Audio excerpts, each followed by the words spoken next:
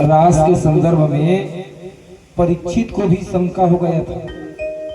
जब भगवान सुखदेव जी महाराज परीक्षित को रास लीला की कथा सुना रहे थे तो परीक्षित को शंका हो गई। क्या शंका हो गया? संस्थापनाय धर्मस्य प्रसमायेतरस्य च अवतीर्णो हि भगवान् सेन जगदीश्वरः स कथं धर्मसेतूनां वक्ता कर्ता विरक्षिता प्रतिमाचरद ब्रह्मन् परधाराभिमर्शनम्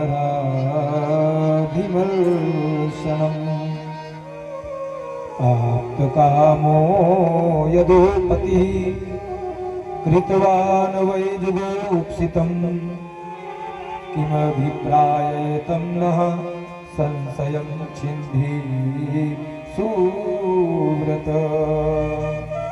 इस प्रकार सुखदेव जी महाराज के चरणों में प्रार्थना करते हुए परीक्षित कहता है कि प्रभु, जिस भगवान को आप आप्त काम कहते हो, जिस भगवान को आप धर्म का सेतु कहते हो, वही परमात्मा अनेक गोपियों को जो पर नारियों के साथ नृत्य कर रहे हैं, क्या हम उसको ब्रह्म मान सकते हैं? क्या उसको हम परमात्मा कहेंगे? भगवान सुखदेव जी महाराज कहते हैं, परीक्षित तुम रास के बारे में शंका मत करो, क्योंकि मैंने तुम्हें पहले ही समझा दिया। इसको तुम केवल 7 वर्ष का बालक मत मानो, ये भगवान है। कौन है ये? भगवान है। भगवान पिता रात्रि शरदोत्फुल्ल मल्लिका विक्षरन्तुं मनश्चक्रे योगमाया उपाश्रितः। ये भगवान है। भगवान को ऐसा लगा कि अब मुझे अपने भक्तों के साथ कुछ समय के लिए क्रीड़ा करना चाहिए, खेलना चाहिए। अब भगवान अपने भक्तों के साथ ही खेलते हैं। परीक्षित तुम जो कह रहे हो ना परनारी, ये परनारी नहीं है, ये भगवान की ही नारी है, कोई दूसरा नहीं है। भगवान जिस समय रास लीला किए उस समय आप कथा सुने होंगे कि ब्रह्मा जी ने जितने गोप ग्वाल थे, गोपियां थी, गाय थे, सबको हरण करके ले गए थे। तो भगवान उतने ही गोप, उतने ही ग्वाल, उतने गोपियां सब बना करके रखे थे। मतलब भगवान ही पूरा भगवान थे उस समय, कोई दूसरा नहीं था। और इसीलिए भगवान ने मन बनाया और एक योग माया को आश्रय लेकर के, योग माया के सहयोग से भगवान ने शरतकालीन पूर्णिमा में यमुना के पावन पुलित तट पर रात्रि कालीन 12 बजे ऐसा वेणु का नाद किया। कोई उस वेणु के नाद को सुन करके गोपियां बेसुध होकर के दौड़ी। जो गोपियां अपने पति की सेवा कर रही थी, वह गोपी जैसे सुने भगवान के वेणुनाद को, पति को छोड़ करके दौड़ पड़ी जगतपति की ओर। कुछ गोपियां अपने सासू की सेवा कर रही थी, उसने जैसे ही वेणुनाद सुना दौड़ पड़े भगवान से मिलने के लिए। कुछ गोपियां दूध उबाल रही थी, वह भी दूध को छोड़ करके निकल पड़ी, कहां? भगवान के पास मिलने के लिए। कुछ गोपियां अपने बच्चों को दुग्ध पिला रही थी, वह गोपियां भी उस बच्चे को छोड़ करके जो भगवान की ओर दौड़े, वो कोई साधारण हो सकते हैं क्या? और क्या कहूं, कुछ गोपियां जो केवल आंख में अंजल लगा रही थी, आंख में क्या लगा रही थी? काजल, अंजन लगा रही थी। तो एक आंख में ही काजल लगाई थी, दूसरे आंख में लगाने वाली थी। वैसे ही वेणु का नाद सुनी तो एक आंख में काजल लगा करके बेसुध होकर के दौड़ी। होगा कोई? अब बताइए, यदि इस भाव को देखें तो क्या गोपियां देह हैं? गोपियां देह नहीं, गोपी एक भाव है। गोपी क्या है? एक भाव है। भगवान कृष्ण से मिलने की जो जिसमें प्रबल उत्कंठा है वह है गोपी। और 4 प्रकार की गोपी हैं। गोप्यस्तो श्रुतयो